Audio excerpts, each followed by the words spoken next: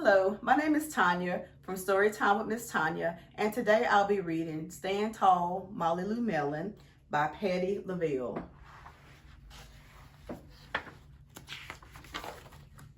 Molly Lou Melon stood just taller than her dog and was the shortest girl in the first grade. She didn't mind. Her grandma had told her, "Walk as proudly as you can, and the world will look up to you." So she did. Molly Lou Melon had buck teeth that stuck out so far she could stack pennies on them. She didn't mind. Her grandma had told her, "Smile big, and the world will smile right alongside you." So she did.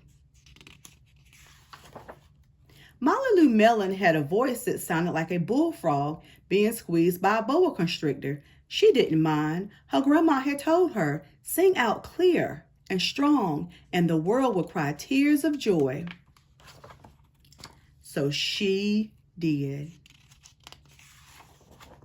Molly Lou Melon was often fumble-fingered. She didn't mind. Her grandma had told her, "Believe in yourself, and the world will believe in you too."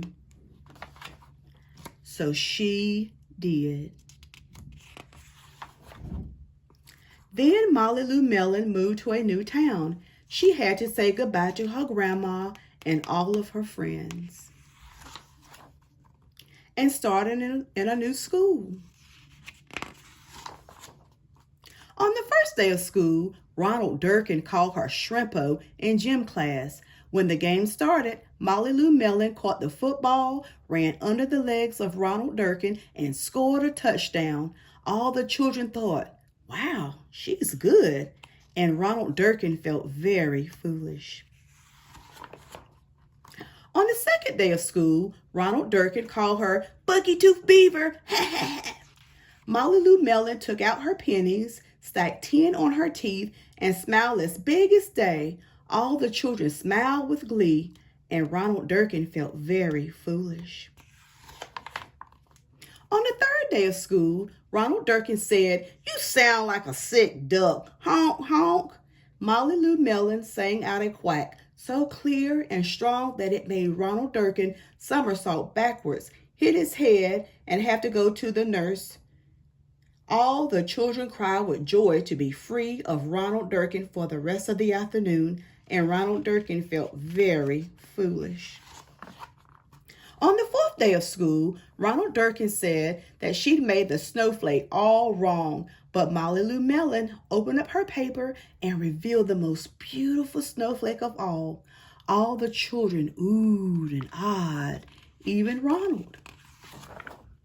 On the fifth day of school, Ronald Durkin brought Molly Lou Melon a stacking penny for her tooth and smiled at her. That night, Molly Lou Melon took out a pencil and paper and wrote a letter to her grandma. "Dear Grandma, I wanted to tell you that everything you told me was exactly right. Love, Molly Lou Melon." The end.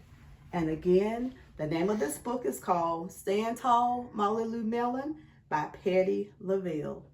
Thank you for joining us. Bye-bye.